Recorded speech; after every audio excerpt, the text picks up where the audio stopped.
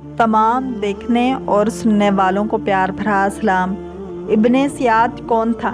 کیا ابن سیاد ہی دجال ہے؟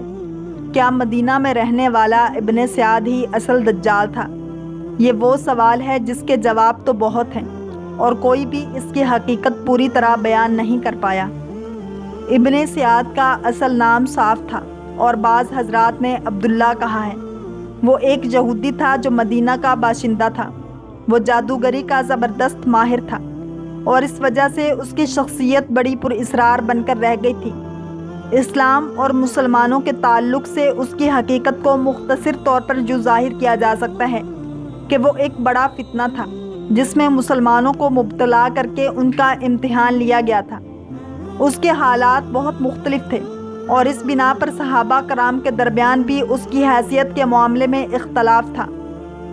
حضرت عبداللہ ابن عمر رضی اللہ تعالیٰ عنہ سے روایت ہے کہ ایک دن حضرت عمر فاروق رضی اللہ تعالیٰ عنہ صحابہ کرام کی ایک جماعت میں شامل ہو کر رسول اللہ صلی اللہ علیہ وسلم کے ساتھ ابن سیاد کے پاس گئے اور انہوں نے اس کو یہودیوں کے ایک قبیلے بنو مغالہ کے محل میں بچوں کے ساتھ کھیلتا ہوا پایا۔ وہ اس وقت سن بلوغت کے قریب ہو چکا تھا۔ ابن سیاد ان سب کی آمد سے بے خبر اپنے کھیل میں مصروف رہا، یہاں تک کہ رسول اللہ صلی اللہ علیہ وسلم نے اس کی پشت پر ہاتھ مارا۔ جب وہ متوجہ ہوا تو آپ صلی اللہ علیہ وسلم نے اس سے سوال کیا کہ کیا تو اس امر کی گواہی دیتا ہے کہ میں اللہ کا رسول ہوں؟ ابن سیاد نے یہ سن کر بڑی غصیلی نظروں سے آپ صلی اللہ علیہ وسلم کی طرف دیکھا اور کہا کہ میں گواہی دیتا ہوں کہ تم امیوں یعنی ناخواندہ لوگوں کے رسول ہو۔ اور پھر اس نے حضرت صلی اللہ علیہ وسلم سے پوچھا کہ کیا تم اس بات کی گواہی دیتے ہو کہ میں اللہ کا رسول ہوں؟ حضرت صلی اللہ علیہ وسلم نے اس کو پکڑ لیا اور خوب زور سے بھینچا اور فرمایا میں اللہ پر اور اس کے رسولوں پر ایمان لایا۔ اس کے بعد آپ صلی اللہ علیہ وسلم نے اس سے پوچھا کہ تو کیا دیکھتا ہے، یعنی غیب کی چیزوں سے تجھ پر کیا منکشف ہوتا ہے؟ اس نے جواب دیا کبھی تو میرے پاس سچی خبر آتی ہے اور کبھی تو میرے پاس سچا فرشتہ آتا ہے اور کبھی جھوٹا شیطان۔ رسول کریم صلی اللہ علیہ وسلم نے اس کا یہ جواب سن کر فرمایا کہ تیرا معاملہ سا گڈمڈ ہو گیا ہے۔ پھر رسول کریم صلی اللہ علیہ وسلم نے فرمایا کہ میں نے تیرے لیے اپنے دل میں ایک بات چھپائی ہے، اور جو بات آپ صلی اللہ علیہ وسلم نے ابن سیاد کے لیے چھپائی تھی وہ سورہ دخان کی 10ویں آیت تھی، جس کا ترجمہ یوں ہے، اس دن کا انتظار کیجئے کہ آسمان دھواں ظاہر کر دے۔ ابن سیاد نے رسول اللہ صلی اللہ علیہ وسلم کی بات سن کر کہا وہ پوشیدہ بات جو تمہارے دل میں ہے وہ دکھ ہے۔ حضرت صلی اللہ علیہ وسلم نے یہ سن کر فرمایا دور ہٹ، تو اپنی اوقات سے آگے ہرگز نہیں بڑھ سکے گا۔ حضرت عمر فاروق رضی اللہ تعالیٰ عنہ نے یہ صورتحال دیکھ کر عرض کیا کہ یا رسول اللہ صلی اللہ علیہ وسلم، اگر آپ مجھے اجازت دیں تو میں اس کی گردن اڑا دوں۔ رسول اللہ صلی اللہ علیہ وسلم نے فرمایا ابن سیاد اگر وہی دجال ہے جس کے آخر زمانے میں نکلنے کی اطلاع دی گئی ہے تو پھر تم اس پر مسلط نہیں ہو سکو گے، یعنی اس کو قتل کرنے پر قادر نہیں ہو سکو گے، کیونکہ اس کو قتل کرنا تو صرف حضرت عیسیٰ علیہ السلام کے لیے مقدر ہے، اور اگر یہ وہ نہیں ہے تو پھر اس کو قتل کرنے میں تمہارے لیے کوئی بھلائی نہیں۔ حضرت عبداللہ ابن عمر رضی اللہ تعالیٰ عنہ کہتے ہیں کہ اس کے بعد ایک دن رسول اللہ صلی اللہ علیہ وسلم کھجور کے ان درختوں کے پاس تشریف لے گئے جہاں ابن سیاد تھا۔ اس وقت آپ کے ساتھ انصاری صحابی حضرت ابن ابی کعب رضی اللہ تعالیٰ عنہ بھی تھے۔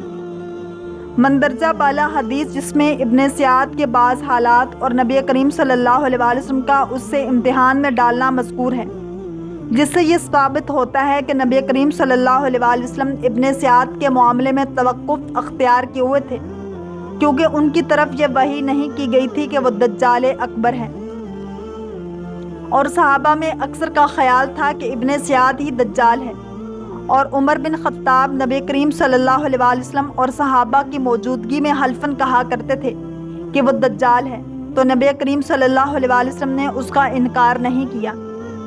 محمد بن منقدر کی حدیث میں موجود ہے، وہ بیان کرتے ہیں کہ میں نے جابر بن عبداللہ رضی اللہ تعالیٰ عنہ کو دیکھا کہ وہ اللہ کی قسم اٹھا کر کہتے تھے کہ ابن سیاد دجال ہے، تو میں نے کہا کہ آپ اللہ کی قسم کیوں اٹھاتے ہیں؟ تو انہوں نے کہا کہ میں نے عمر رضی اللہ تعالیٰ عنہ سے سنا کہ وہ اس کو نبی کریم صلی اللہ علیہ وآلہ وسلم کے سامنے قسم اٹھا کر کہا کرتے تھے، لیکن نبی کریم صلی اللہ علیہ وآلہ وسلم نے اس کا انکار نہیں کیا۔ اور ابن عمر رضی اللہ تعالیٰ عنہ کو ابن سیاد کے ساتھ ایک عجیب قصہ پیش آیا جو کہ صحیح مسلم میں موجود ہے۔ نافع بیان کرتے ہیں کہ ابن عمر رضی اللہ تعالیٰ عنہ ابن سیاد کو مدینہ کے کسی راستے پر ملے تو اسے ایسی بات کہی جس سے وہ غصے میں آ گیا اور اس کی رگیں پھول گئیں، حتیٰ کہ گلی لوگوں سے بھر گئی۔